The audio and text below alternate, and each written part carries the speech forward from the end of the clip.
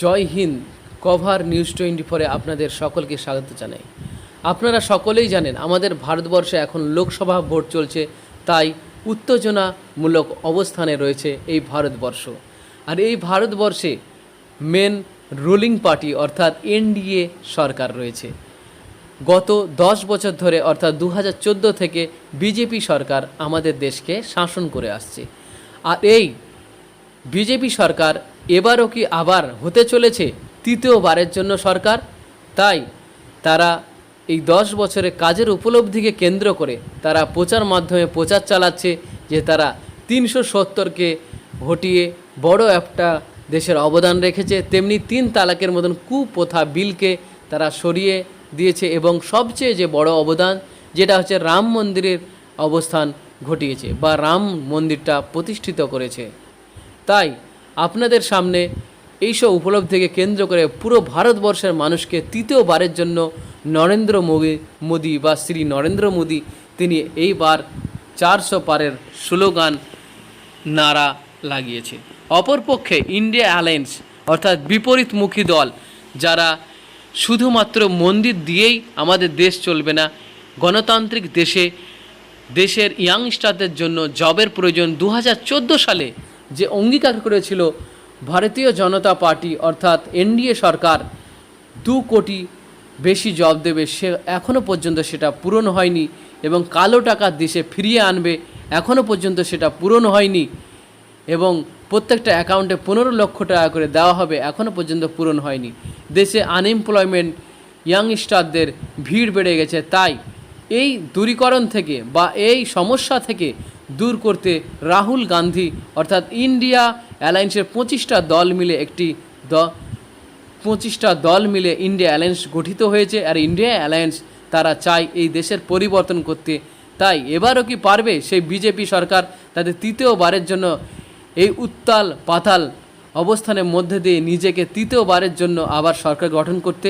তাই আপনারা জেনে নিব এই পঞ্চম দফার ভোট শেষের পরেই এবং রেজাল্টের আগে আমরা জেনে নেব যে কোন দল আমাদের পরবর্তী 5 বছরের জন্য তারা সরকার গঠন করতে চলেছে। তাই আপনাদের সামনে নিখুঁতভাবে যতটা সম্ভব আপনাদের সামনে তুলে ধরার চেষ্টা করছি এবং সেই হিসাবে আমাদের ভিডিওটিকে শুরু থেকে শেষ পর্যন্ত দেখুন এবং আপনারা ভালো রেজাল্ট পেতে আমাদের ভিডিওটা উপভোগ করতে থাকুন। এবং প্রথম রাজ্য হিসাবে আমরা বেছে নিব সবচেয়ে বড় রাজ্য আমাদের ভারতবর্ষের উত্তরপ্রদেশ অর্থাৎ যোগী আদিত্যনাথ বাবা, যেখানে সবচেয়ে বেশি আসন 80টি আসন, কিন্তু তিনি কি পারবেন এবার এনডিএকে দিতে তার 80টি আসনই? দেখে নিই আমরা। মনে হচ্ছে এবার সেটা নয়। ইন্ডিয়া অ্যালায়েন্স পাচ্ছে 38টি এবং এনডিএ পাচ্ছে, তেনার দল পাচ্ছে 40টি, আদার 2টো আসন পেয়েই এখানে উপযুক্ত হবে। দ্বিতীয় যাচ্ছি গুজরাট অর্থাৎ শ্রী নরেন্দ্র মোদীর ঘর, যেখানে 26টি সিটের মধ্যে ইন্ডিয়া অ্যালায়েন্স পাওয়ার সম্ভাবনা রয়েছে 3টে, এনডিএ 23টি আসন পাওয়ার সম্ভাবনা রয়েছে। পরবর্তী হচ্ছে মহারাষ্ট্র, যেখানে 48টি আসন এর মধ্যে ইন্ডিয়া অ্যালায়েন্স 1 নম্বর দল হিসাবে বিবেচিত হবে 28টি আসনে এবং এনডিএ পাবে মাত্র 19টি এবং আদার 1টি আসন পেয়ে বিবেচিত হবে। মধ্যপ্রদেশে মোট 29টি আসন রয়েছে, এর মধ্যে 11টি ইন্ডিয়া অ্যালায়েন্স, 18টি এনডিএ এবং আদার কোনো সিট গ্রহণ করতে পারবে না, এমনটাই সমীক্ষায় উঠে এসেছে। পরবর্তীতে চলে যাব ছত্তিশগড়, যেখানে মোট 11টি লোকসভা সিটের মধ্যে বা আসনের মধ্যে 4টি ইন্ডিয়া অ্যালায়েন্স পাওয়ার সম্ভাবনা রয়েছে এবং 7টি এনডিএ অর্থাৎ ভাজপা সরকার পাওয়ার সম্ভাবনা রয়েছে। এবং পরবর্তীতে যাব রাজস্থান, যেখানে 25টি লোকসভা সিটের মধ্যে 11টি ইন্ডিয়া এবং এনডিএ 14টি এবং আদার কোনোরূপেই কোনো সিট বা আসন জয়লাভের আশা নেই। পরবর্তীতে চলে যাব আমরা হরিয়ানা, যেখানে 10টি লোকসভা আসন আছে। 10টি লোকসভা আসনের মধ্যে এবার একটু রদবদল হয়ে ইন্ডিয়া অ্যালায়েন্সের কাছে 60টি আসন আসার সম্ভাবনা, এনডিএর কাছে 3টে আসন থাকার সম্ভাবনা এবং আদার্স কোনো সিটি গ্রহণ করার সম্ভাবনা নেই। পরবর্তী হিমাচল প্রদেশ, যেখানে মাত্র 4টে সিট রয়েছে এবং সেখানে 2টে ইন্ডিয়া অ্যালায়েন্সের মধ্যে আসার সম্ভাবনা এবং 2টে এনডিএর মধ্যে আসার সম্ভাবনা রয়েছে, যেখানে আপনারা জানেন কঙ্গনা রানাওয়াত একজন অভিনেত্রী দাঁড়িয়েছেন। পরবর্তী উত্তরাখণ্ড, যেখানে 5টি সিটের মধ্যে 2টি পাওয়ার সম্ভাবনা রয়েছে ইন্ডিয়া অ্যালায়েন্সের এবং এনডিএ 3টে পাওয়ার সম্ভাবনা রয়েছে, অন্যান্যরা আসন পাওয়ার কোনো সম্ভাবনা নেই। পরবর্তী হচ্ছে জম্মু ও কাশ্মীর, যেখানে 6টি আসন আছে, যেখানে বিজেপি কোনো ক্যান্ডিডেট দেয়নি, কিন্তু তিনি এনডিএ অ্যালায়েন্সের পক্ষ থেকে আছেন। তো 5টি ইন্ডিয়া অ্যালায়েন্স পাওয়ার সম্ভাবনা, এনডিএ 1টি পাওয়ার মাত্র সম্ভাবনা রয়েছে। পরবর্তীতে হচ্ছে দিল্লি, যেখানে কেজরিওয়ালের গড়, সেখানে কি পারবে খাতা খুলতে? না, ইন্ডিয়া 60টি আসন জয়লাভ করবে। ইন্ডিয়া 60টি আসনেই জয়লাভ করবে এবং ইন্ডিয়া খাতা খোলার মতো পরিসংখ্যানে উঠে আসছে না। তাই এখানে মনে হচ্ছে সাফ হয়ে যাবে এনডিএ। পরবর্তীতে চলে যাচ্ছি আমরা বিহার, যেখানে প্রায় অনেকটাই সিট, 40টা সিট, অর্থাৎ নীতিশ বাবুর গড়, তিনি পাল্টি বাবু নামে পরিচিত, পাল্টু চাচা।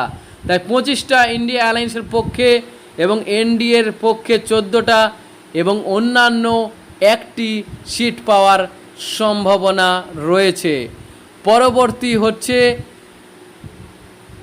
ঝাড়খণ্ড, যেখানে আপনারা কিছুদিন আগে দেখেছেন মুখ্যমন্ত্রীকে জেলে ঢোকানো হয়েছে। সেই রাজ্য আর সেই রাজ্যের উন্নতি কি হবে? তাই ইন্ডিয়া অ্যালায়েন্সের 10টি সিট পাওয়ার সম্ভাবনা এবং এনডিএর 4টে সিট পাওয়ার সম্ভাবনা রয়েছে, অন্যান্যরা কোনো আসনই অধিকার করতে পারবে না বা ছিনিয়ে নিতে পারবে না। তাই এই ঝাড়খণ্ডের পরিবর্তনের জন্য মনে হচ্ছে কিছু হতে চলেছে এবার অন্য কিছু। পরবর্তীতে পশ্চিমবঙ্গ, যেখানে অনেকটাই সিট, 42টা আসন, মমতা সরকার অর্থাৎ মা মাটির সরকার, সোনার বাংলা, যেখানে 3টে ইন্ডিয়া অ্যালায়েন্স এবং 4টে এনডিএ ও 35টা আদার অর্থাৎ তৃণমূল কংগ্রেস পাওয়ার সম্ভাবনা রয়েছে এবং এখানে সরকার গড়ার জন্য ইন্ডিয়া অ্যালায়েন্সের সঙ্গে যুক্ত হয়েছে তৃণমূল সরকার, কিন্তু এই রাজ্যে আলাদা আলাদাভাবেই তারা ক্যান্ডিডেট দিয়েছে।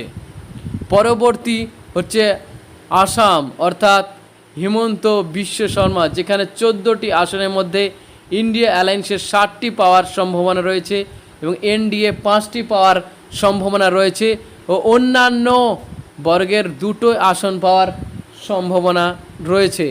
পরবর্তী রাজ্য হলো গোয়া, যেখানে 2টি মাত্র লোকসভা আসন রয়েছে আর 2টি ইন্ডিয়া অ্যালায়েন্সের জয়ের সম্ভাবনা রয়েছে প্রবল। এখানে এনডিএর কোনো খাতা খোলার চান্স মনে হচ্ছে না। পরবর্তী রাজ্য হলো কর্ণাটক, যেখানে প্রায় 28টি আসনের মধ্য থেকে ইন্ডিয়া অ্যালায়েন্স পুরোপুরি অর্থাৎ 25টি সিট পাওয়ার সম্ভাবনা রয়েছে এবং এনডিএ মাত্র 3টে সিট পাওয়ার সম্ভাবনা রয়েছে, আদার কোনো আসন পাওয়ার সম্ভাবনা নেই। পরবর্তী রাজ্য হলো কেরল, যেখানে ইন্ডিয়া অ্যালায়েন্স 15টি আসন পাওয়ার সম্ভাবনা রয়েছে, এনডিএ 1টি মাত্র আসন পাওয়ার সম্ভাবনা রয়েছে, অন্যান্য দল অর্থাৎ অ্যালায়েন্স অন্যান্য তারা 4টি আসন পাওয়ার সম্ভাবনা রয়েছে। পরবর্তী রাজ্য হলো তামিলনাড়ু, যেখানে 39টা আসনের মধ্যে 37টি ইন্ডিয়া অ্যালায়েন্স পাওয়ার সম্ভাবনা রয়েছে, 1টি পাওয়ার সম্ভাবনা রয়েছে এনডিএ এবং আদার্স 1টি আসন পাওয়ার বা জয়লাভ করার সম্ভাবনা রয়েছে। এরপরে শেষ রাজ্য হলো অন্ধ্রপ্রদেশ, যেখানে মোট 25টি আসনের মধ্যে ইন্ডিয়া অ্যালায়েন্স 1টি আসন পাওয়ার সম্ভাবনা রয়েছে, এনডিএ 4টি আসন পাওয়ার সম্ভাবনা রয়েছে, আদার্স 20টি আসন পাওয়ার সম্ভাবনা রয়েছে। মোট 543টি লোকসভা আসনের মধ্যে ইন্ডিয়া অ্যালায়েন্স 38% এবং এনডিএ অ্যালায়েন্স 33%, আদার্স 29% ভোট পরিসংখ্যানের মাধ্যমে ইন্ডিয়া অ্যালায়েন্স 278টি সিট পাওয়ার সম্ভাবনা রয়েছে, এনডিএ 183টি সিট পাওয়ার সম্ভাবনা রয়েছে, আদার্স 82টি সিট তাহলে আমরা দেখলাম জনমত সম্মতে 278টি আসন পেয়ে ইন্ডিয়া অ্যালায়েন্স সরকার গঠন করতে চলেছে 2024 সালে। আমাদের ভিডিওটি ভালো লাগলে আমাদের চ্যানেলটিকে সাবস্ক্রাইব করে আপনারা আমাদেরকে আবার নতুন নতুন ভিডিও বানাতে উৎসাহিত করুন।